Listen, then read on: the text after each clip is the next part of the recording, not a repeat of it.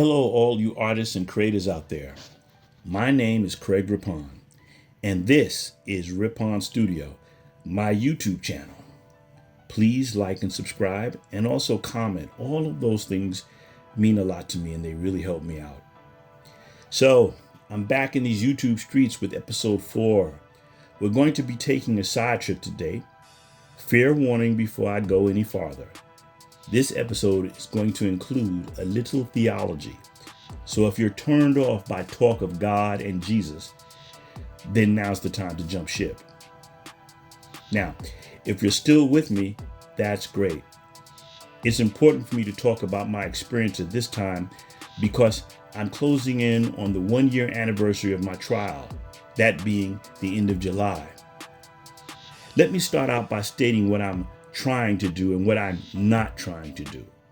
First, I'm trying to encourage you in your creative endeavors if you're going through an illness or some unexpected tragedy.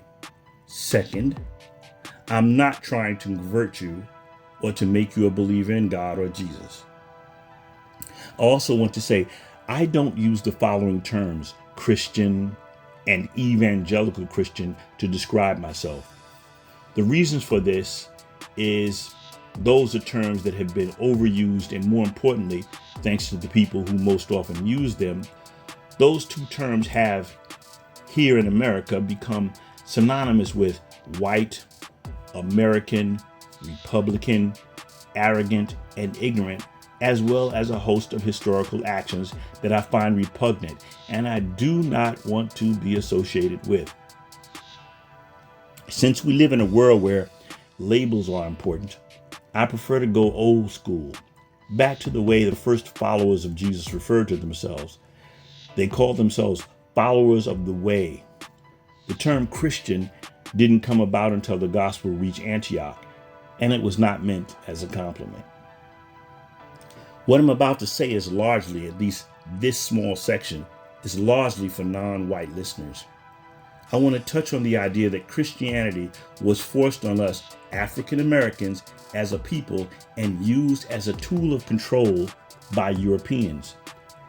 The implication is that because this is the case, it should be rejected in favor of a more African-centered religious practice. I understand the sentiment, and there have been many evil deeds done in Jesus' name. No denying it, this is true.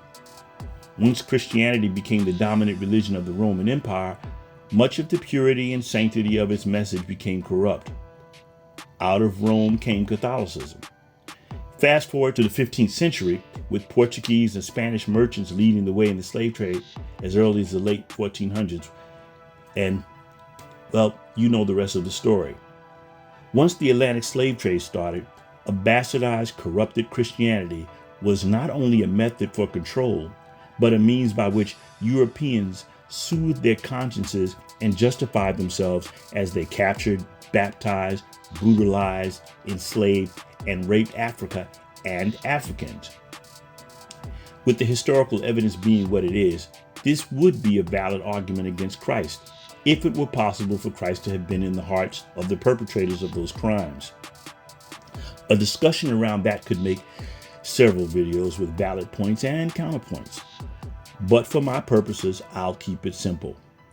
Christianity was not first introduced to Africans by Europeans, but rather by one of Jesus' followers, Philip to be exact. Acts chapter 8, 26 through 40. I encourage you to read the story for yourself. Most important for me to keep in mind when thinking critically about this is that I cannot justify ignoring the call of God and his blessings because, quote, Christianity has been falsely labeled a white European religion. Okay, everything I just said was a setup for now. This section is my main focus and is for anybody who is going through some sort of difficulty. There's a saying, if you want to make God laugh, tell him your plans. It was July of last year when I took a week off from work and decided to take a trip to New York to see an exhibit on the Harlem Renaissance at the Metropolitan Museum of Art. Now, it was a simple plan. Take the bus down to the city, check out the exhibit, spend the night at a friend's house, head back home, and get some painting done before heading back to work. Cue God's laugh track. After I got back home, I started to feel sick, like I was coming down with a cold. I was in and out of like a fog. I felt strange, so I took an at-home COVID test. The results were negative. Still feeling off and sluggish, I went to the bathroom and, well, blood came out of me instead of urine. I took a picture. In a haze, I walked downstairs past my wife. I believe I said, "I'm going to the hospital." I didn't wait for a response. I got in the car and drove myself to the emergency room. Just before I got out of the car, I had this sense that I was going to be okay. And at that moment, a song came on the radio. It was Lauren Daigle's Be Okay song. I latched onto that as God's promise. I got out of the car, walked into the emergency room, showed them the picture I took of my urine, and then passed out. Over the next 3 days, I was in and out of consciousness. Awareness and memory came and went in flashes. Needles, nurses, doctors, a voice telling me I needed a catheter for dialysis and pain meds. I was placed in quarantine. I remember yelling to the nurses to keep my wife away from me. She might get sick too. I remember talking to my stepdaughter, telling her that I was going to die. When I gained my senses back, the doctor came to me and said my blood work readings were terrible and that if they couldn't get it right, I was going to die. It took them a while to find out what was wrong with me, but it turned out I had contracted HKU1, a species of coronavirus which opened me up to a host of other fun things. First on the list was pneumonia. Next, I was diagnosed with rhabdomyolysis. I'm not sure I'm pronouncing that right. In fact, I'm pretty sure I'm pronouncing it wrong, but they call it rhabdo for short. It's a serious medical condition that caused my muscle tissue to break down and to be released into my bloodstream, and from there it spread to other organs in my body. This damaged my kidneys and caused kidney failure. Well, that explained the dialysis. My daughter's son and his fiance showed up and started a fundraising effort to help me out. I learned that there were apartment rooms in the hospital where they would keep certain patients for observation. I was in 2 different such rooms. During this time, I had a stroke. I developed sepsis. I went from weighing 175 pounds to 132 pounds. My blood pressure dropped so low, I couldn't walk. When the muscle tissue that had been distributed into parts of my body where it didn't belong started to be expelled from my system, I was in a lot of pain. To help me deal with the pain, I had been given various meds over time: hydrocodone, morphine, and fentanyl. During this time, I was having the most horrible nightmares, all revolving around death. I saw people dying and being tortured. I kept dreaming about people being mutilated. I lost track of time. Day and night confused me. During this time, the Olympics were going on in France. I remember hearing the news on the television that was in my room and waking up wanting to know, how did I get into Paris? How did that happen? My friends told me I was out of it over long periods and didn't make too much sense. All while this was going on, I would listen to songs that reminded me of what I took as God's promise, that I was going to be okay. I was in the hospital for a full month. After I was released for about 2 days, I had to go back to the hospital again for a week. I was released again and was at home for a day and had to go back again, this time for 2 days. After the last time, I was determined to not go back again. I told my wife, if they tell me I have to go back, I'm not going. I'll just die at home. Thank God I didn't have to go back, but I would have to spend the next several months on dialysis. I was assigned to a center for dialysis and had to go through the procedure 3 times a week. Over time, I noticed that the same group of people who were there every time I went of course, were there every time I went. And, of course, that made sense. Everyone talked to each other. They were all friendly. But I determined that I didn't want to become too friendly with anyone because I wasn't going to be here long. After all, God promised me that I would be okay. When I was at home, my wife was afraid that I would fall, so she wouldn't let me walk up the stairs alone. She fixed all of my meals, bathed me, and helped me walk. 3 days out of the week on dialysis left me feeling too weak to do much beyond sleep. I was losing time on my painting. Dialysis was draining me.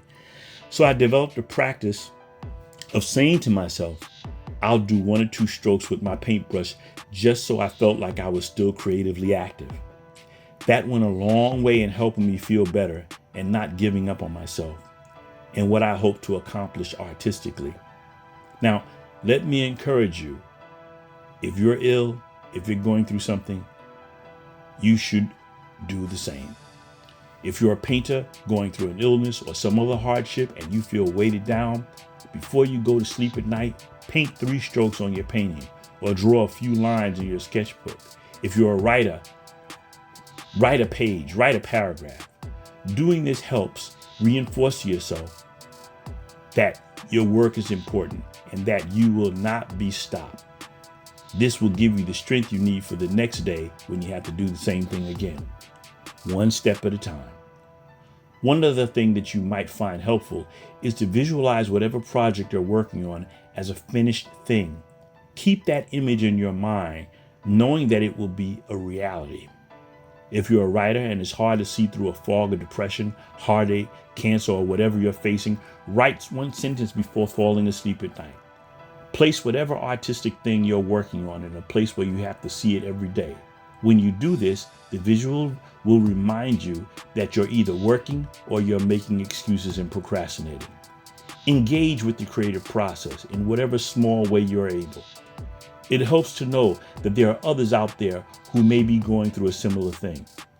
Music played a big part in my remaining optimistic about recovering, the song that the Lord gave me during my stay in the hospital. There was also another song by Riley Ritchie called Stronger Than Ever. I'll put the links for the songs and other historical information that I mentioned in the description below. What I realized through my illness, hospitalization, dialysis, severe weight loss, and hospital food. We can't forget hospital food. When you think you're the strongest is when you're usually the weakest. And when you think you're weak, if you trust in the Lord, that's when you're the strongest. I just want to say in closing, first, I thank my Lord Jesus Christ. Also, I want to thank my doctors. I definitely want to thank my wife, Melanie, who saved my life, helped me walk, fed me, bathed me, and now looks after my dietary regimen. My stepdaughter, Jessie, my daughters, Faith and Charity, my son, Jarrell, and his wife, Alex, my ex-wife, and Kenneth Fadrell, Priscilla Lucas, and all of those who prayed fervently for me.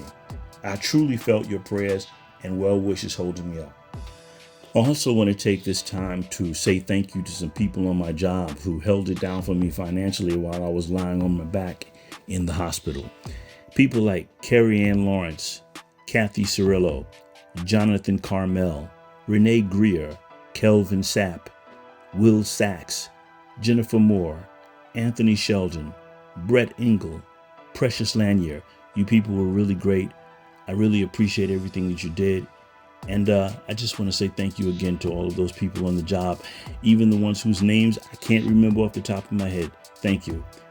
Now, for those of you who are out there suffering some difficulty, having a hard time right now, facing some illness, trying to remain creative, trying to remain positive in the process, if you can't do anything else but paint a few strokes on your canvas, write a few lines in your book, whatever the thing is that you're working on creatively, do as much of that as you can to keep yourself involved in the creative process. Remember, when you think you're the weakest, if you trust in the Lord, it's when you're the strongest. So, I'm signing out now. To all of those people who've been following me on this channel, always remember, go hard in the paint.